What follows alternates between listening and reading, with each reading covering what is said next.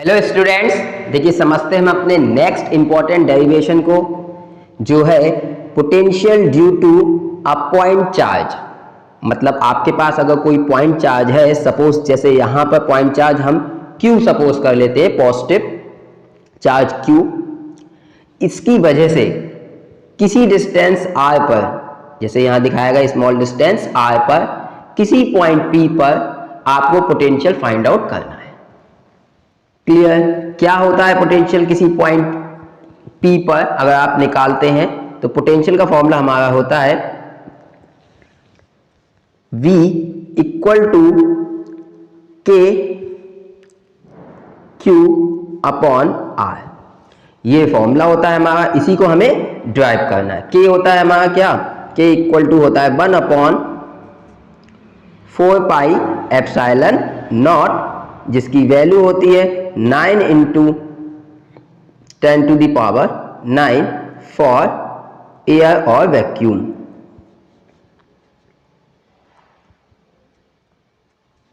Clear? तो ये इसी फॉर्मूले को हमें क्या करना है? ड्राइव करना है। तो कैसे करते हैं? देखिए, पोटेंशियल को निकालने के लिए सबसे पहले आपको ये पता होना चाहिए पोटेंशियल होता क्या है। हम पोटेंशियल को डिफाइन कैसे करते हैं?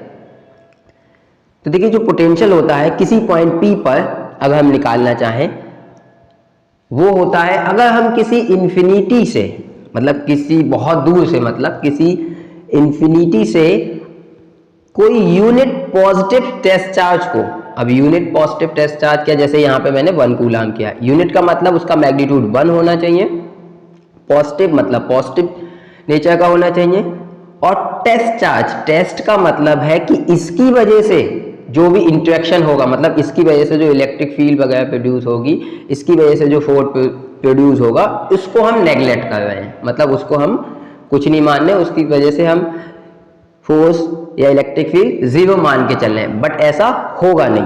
तो टेस्ट का मतलब केवल हम टेस्ट करने के लिए कंसीडर कर रहे हैं, इसकी मैग्नेटिक, इसकी इलेक्ट्रिक फील्ड और फोर्स सब कुछ क्या मान रहे हैं, हम नेगलेक्ट करके चल रहे हैं। तो टेस्ट का मतलब ये हो गया। तो अगर हम किसी यूनिट पॉजिटिव टेस्ट चार्ज को इंफिनिटी से किसी पॉइंट P तक लेकर आए, तो जो वर्क डन करना पड़ता है हमको, वही हमारा क्या कहलाता है? पोटेंशियल। तो हम इसको पोटेंशियल को ऐसे डिफाइन करते हैं, the work done required in bringing a unit positive test charge from infinity to any point in the region of charge is known as electric potential at that point. मतलब इसकी जो electric field होगी चारों तरफ, उसके reason में suppose कोई point P है, वहां तक इंफिनिटी से किसी यूनिट पॉजिटिव टेस्ट चार्ज को लाने में जितना वर्क डन करना पड़ता है, उसी को हम क्या कहते हैं? Electric potential. तो आई विश आपको इलेक्ट्रिक पोटेंशियल क्लियर हो गया होगा। इंफिनिटी से सपोज आप कोई पॉइंट चार्ज, इंफिनिटी से कोई यूनिट टेस्ट चार्ज आप लेके आते हैं किसी पॉइंट P तक, जो कि इसके कैपिटल चार्ज जो Q है उसके रीजन में है पॉइंट, वहां तक लाने में जो भी हमको वर्क डन करना पड़ता है, वो हमारा कहलाता है इलेक्ट्रिक पोटेंशियल। तो मेनली हमको निकालना क्या है? इलेक्ट्रिक पोटेंशियल निकालने के लिए आपको क्या फाइंड आउट करना है? आपको फाइंड आउट करना है वर्क डन, जो कि आप इंफिनिटी से पॉइंट P तक लाने में करोगे। तो देखिए कैसे हम निकालते हैं। सपोज हम इंफिनिटी से कोई पॉइंट चार्ज 1 कूलम का लेकर आते हैं। अब यहाँ देखिए कंडीशन होती है, जब आप इसे लेके आएंगे, ये भी हमने पॉजिटिव चार्ज माना है, ये भी हमारा पॉजिटिव चार्ज है, जब आप इसे लेके आएंगे तो इस पे लगेगा इलेक्ट्रोस्टैटिक फोर्स, जो कि होगा रिपल्सिव नेचर का। क्लियर? क्योंकि ये भी पॉजिटिव और ये भी पॉजिटिव, पॉजिटिव पॉजिटिव चार्ज के बीच जो फोर्स लगता है वो कैसा होता है? रिपल्सिव होता है। तो ये चार्ज इससे दूर भागेगा, जो हमारा यूनिट टेस्ट चार्ज है वो इससे दूर भागेगा, बट हम एक्सटर्नल फोर्स लगा के इसको पॉइंट P तक लेकर आ रहे हैं, ये हमारी असम्पशन है। और ये भी कंडीशन होती है, जब हम इंफिनिटी से किसी पॉइंट P तक किसी टेस्ट चार्ज को लेकर आते हैं, तब हमारी कंडीशन ये होती है कि जो चार्ज है वो यूनिफॉर्म स्पीड से आना चाहिए। मतलब जो यूनिट टेस्ट चार्ज की स्पीड है वो कैसी होनी चाहिए? यूनिफॉर्म होनी चाहिए, मतलब स्पीड चेंज नहीं होनी चाहिए। क्लियर? ऐसा क्यों होता है कि स्पीड चेंज ना हो? हमको पता है, देखिए जो काइनेटिक एनर्जी होती है वो होती है हाफ mv²। अब हम चाह रहे हैं कि काइनेटिक एनर्जी इसकी चेंज ना हो। अगर हम v को यूनिफॉर्म रखते हैं, इस यूनिट पॉजिटिव टेस्ट चार्ज की स्पीड को अगर हम कांस्टेंट रखते हैं, तब हमारी काइनेटिक एनर्जी चेंज नहीं होगी, काइनेटिक एनर्जी वही रहेगी। तो केवल और केवल हमारा देखिए जो वर्क डन है एक टाइप का क्या एनर्जी ही है। तो जो भी हम वर्क डन कर रहे हैं, हम चाह रहे हैं पूरा का पूरा वर्क डन जो हो वो यूज हो as a change in potential energy में, ना कि चेंज इन काइनेटिक एनर्जी में। तो जो भी हम वर्क डन कर रहे हैं पूरा का पूरा किस में चेंज होना चाहिए? पोटेंशियल एनर्जी में। अगर वो पोटेंशियल एनर्जी में चेंज होगा तो जो पोटेंशियल एनर्जी होती है यूनिट टेस्ट चार्ज के लिए, वही हमारा पोटेंशियल भी कह देते हैं हम उसे, क्योंकि जो पोटेंशियल एनर्जी का फॉर्मूला होता है वो हमारा क्या होता है? K Q1 Q2 upon R। अगर Q2 जो हम लेके आ रहे हैं 1 कूलाम रख दें तो हमारा क्या हो जाएगा? K Q अपॉन R, और इसी को हम पोटेंशियल भी कह देते हैं। क्लियर? तो हमारा मोटो क्या है कि जो हमारी काइनेटिक एनर्जी है वो चेंज नहीं होनी चाहिए अगर हम इंफिनिटी से किसी पॉइंट P तक किसी यूनिट टेस्ट चार्ज को लेकर आते हैं। अब ऐसा कब होगा?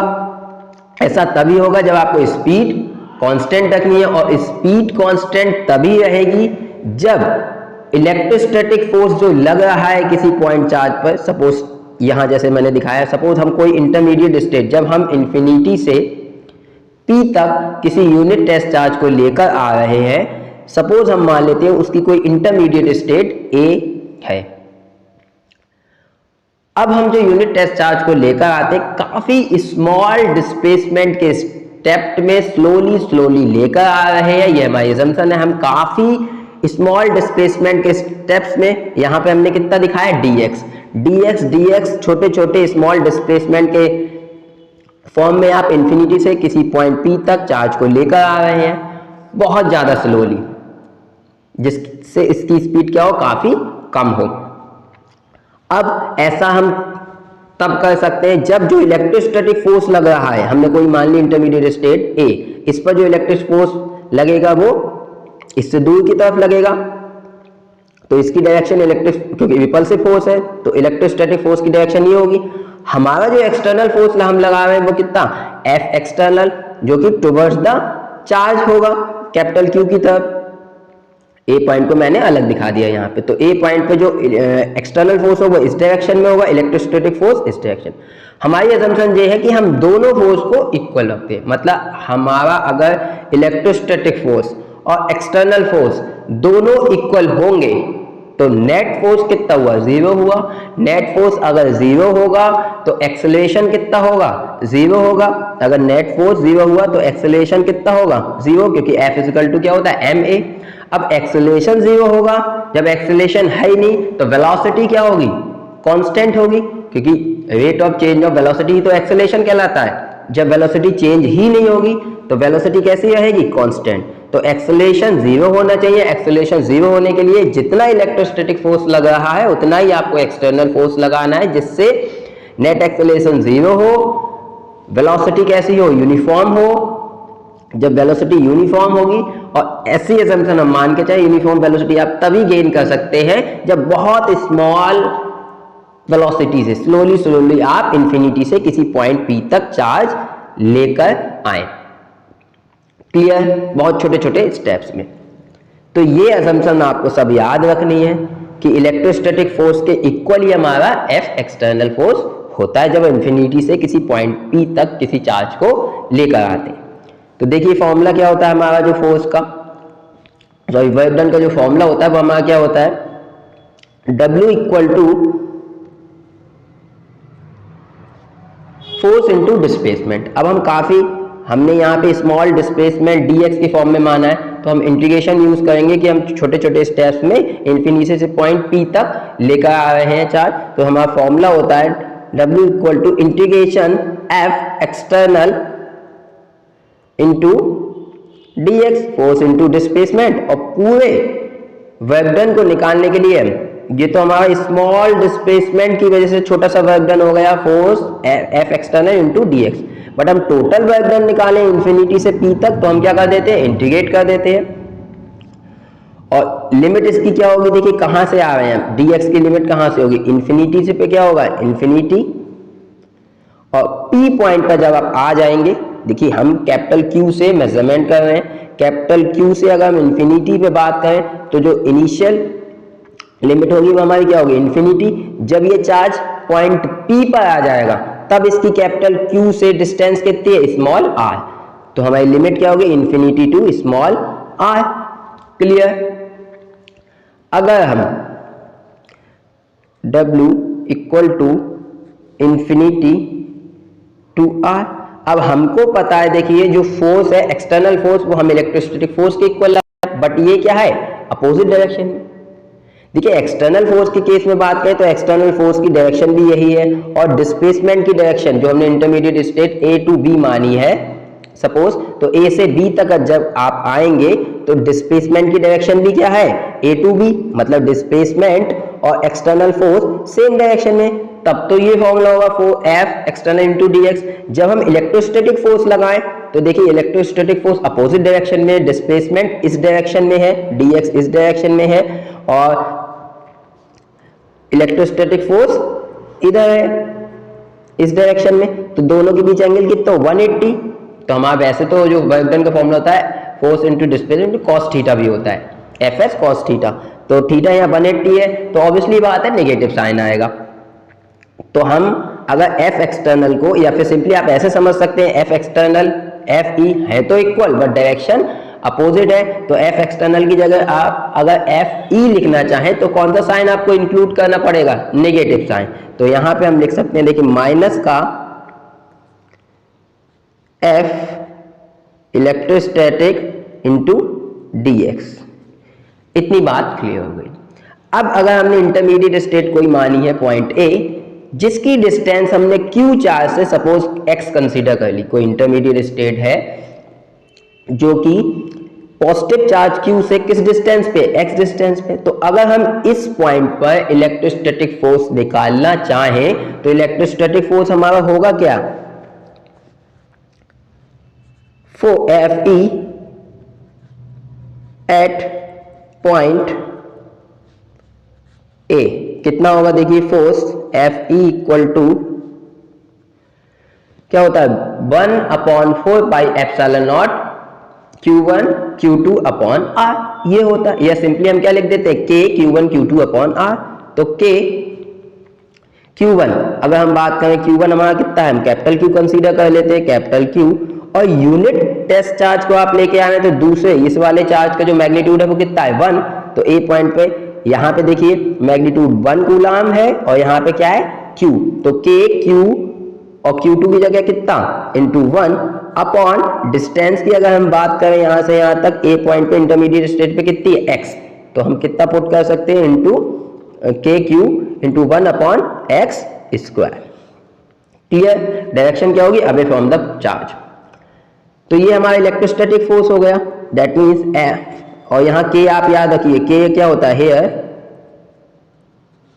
K इक्वल टू कितना होता है 1 अपॉन 4 पाई एप्सिलॉन नॉट, जिसकी वैल्यू कितनी होती है 9 into 10 to the power 9 newton metre square per coulomb square. तो एयर और वैक्यूम के लिए हम ये वैल्यू रख देते हैं, ये बात आपको पता है। तो अगर हम Fe का जो हमारा ये Fe आया है इसको हम वर्क डन में अगर यूज करें Fe की जगह, तो देखिए हम क्या रख सकते हैं इसको, W इक्वल टू या फिर net work done in bringing a positive unit test charge from infinity to point P, W equal to कितना हो जाएगा, देखिए कहां से ला रहे हैं इन्फिनिटी से, याद रखिए इन्फिनिटी से कहां तक लेके आ रहे हैं पॉइंट P तक, इस पॉइंट P तक। तो इस बात को आपको याद रखना है, इन्फिनिटी से पॉइंट P तक आप लेके आए तो W इक्वल टू माइनस ऊपर वाला देखिए लिखा भी है यहाँ पे infinity to R F E. अब एफ ई की वैल्यू सिंपली आप क्या कर दीजिए, पुट कर दीजिए के क्यू बाय एक्स स्क्वायर। तो K Q by X square into D X. Clear. यहां से हम देखिए के क्यू कॉमन ले लेते हैं। तो अगर हम के क्यू यहां से कॉमन लेते हैं तो देखिए कितना हो जाएगा, W इक्वल टू माइनस का K Q integration infinity to R D X upon X square. अब देखिए इंटीग्रेशन आपको करना है 1 अपॉन एक्स स्क्वायर का, या सिंपली आप इसे ऐसे भी लिख सकते हैं। देखिए एक्स स्क्वायर को ऊपर ले जाइए तो x to the power minus 2 d x.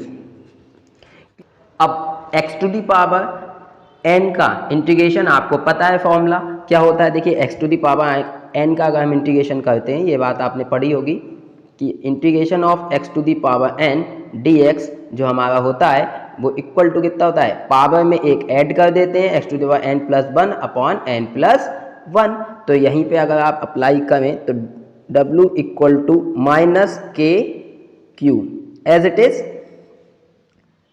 अब यहां से देखिए अगर हम इसका इंटीग्रेशन करें X to the power minus 2 का, तो देखिए यहाँ क्या माइनस 2 प्लस 1, एन में क्या करते हैं प्लस 1, तो माइनस 2 प्लस 1 कितना हो जाएगा X to the power minus 1 upon यही जो पावर होती है इसी को हम नीचे लिख देते हैं जो प्लस 1 करके आती है। तो एन प्लस 1 यहाँ भी कितना हो जाएगा माइनस 1, और लिमिट हमारी कितनी है infinity to are.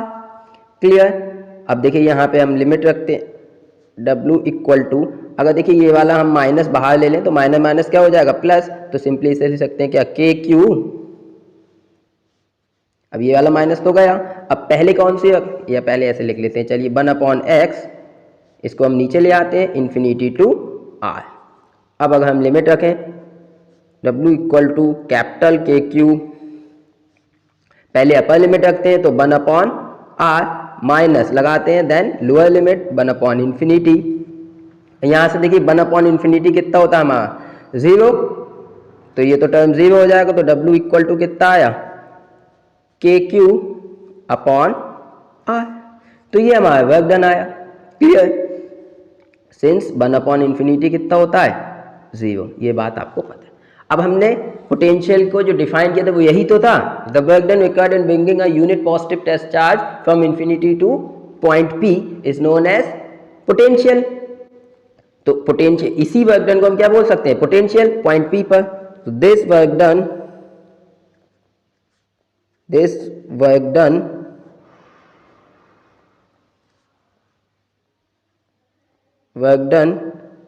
stored as a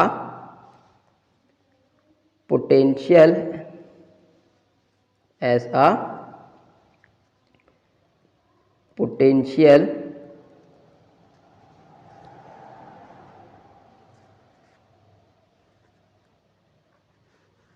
at point P। Hence अगर हम P पॉइंट पर पोटेंशियल डिफाइन करें तो BP इक्वल टू हमारा कितना हो जाएगा के क्यू अपॉन आर। तो ये बात आपको याद रखनी है, जो हमारा पोटेंशियल होता है वो क्या होता है किसी पॉइंट पर के क्यू बाय आर। सपोज मान लीजिए क्यू क्या है हमारा जो चार्ज है जिसकी वजह से हम पोटेंशियल निकालना चाह रहे हैं, और P क्या है मान लीजिए पॉइंट P है और ये डिस्टेंस कितनी आर। तो चार्ज के मैग्नीट्यूड के डायरेक्टली प्रोपोर्शनल होता है और डिस्टेंस के कैसा होता है inversely proportional.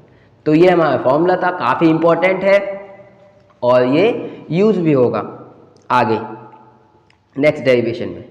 So thank you so much for watching the video.